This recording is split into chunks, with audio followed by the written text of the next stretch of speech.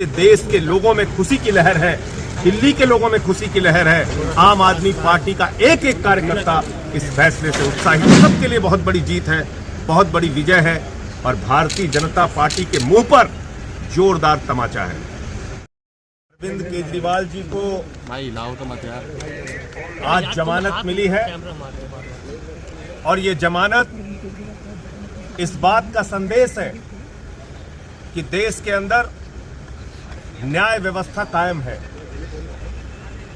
एक झूठा, बेबुनियाद, फर्जी तथ्यों के आधार पर केजरीवाल और आम आदमी पार्टी की राजनीति को खत्म करने के लिए जो मामला बनाया गया था, भारतीय जनता पार्टी के द्वारा बनाया गया था, बीजेपी की सरकार के द्वारा बनाया गया था, आज उस अभियान पर, उस मुहिम पर, उस गंदी साजिश पर न्यायपालिका का तमाचा पड़ा है। ये सत्य की विजय है। हम बार बार कहते हैं कि ये तथाकथित शराब घोटाला, इसका ना सिर है ना पांव है।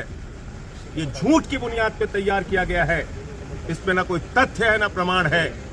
ये झूठ की बुनियाद पे तैयार किया गया है और आज जो फैसला आया है, इससे न्यायपालिका के प्रति लोगों के मन में आस्था और विश्वास और मजबूत होगा।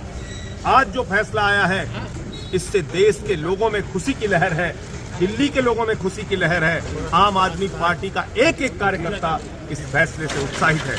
अभी मैं केजरीवाल जी के परिवार से मिला, उनका परिवार, उनके बच्चे इस फैसले से बहुत खुश हैं। हम सब लोग आनंदित हैं।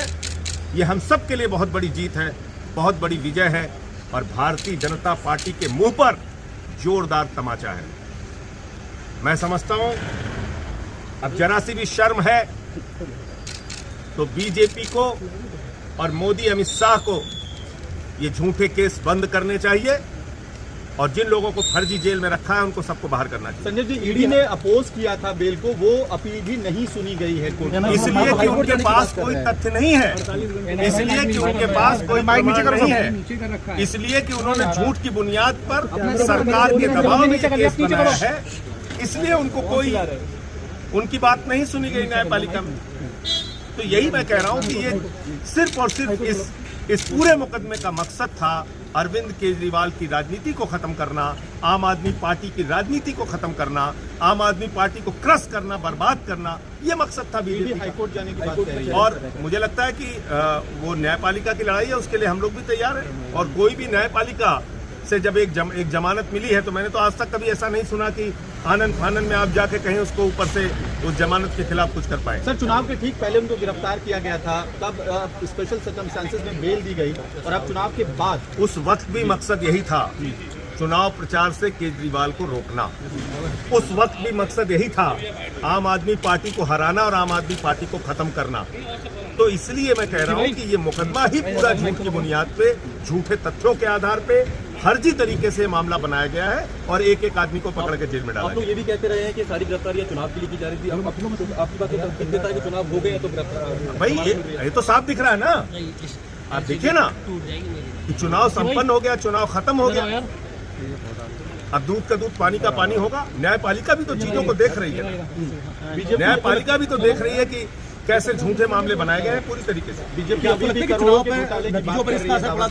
बीजेपी, मैं कहता हूं इस धरती पर पूरी दुनिया में सबसे भ्रष्ट पार्टी का अगर नाम है तो है भारतीय जनता पार्टी। भारतीय जनता पार्टी के लोगों को, प्रधानमंत्री नरेंद्र मोदी को भ्रष्टाचार का भा बोलने की भी हिम्मत नहीं है। जितने देश के बड़े बड़े भ्रष्टाचारी हैं, सब प्रधानमंत्री मोदी जी के साथ हैं।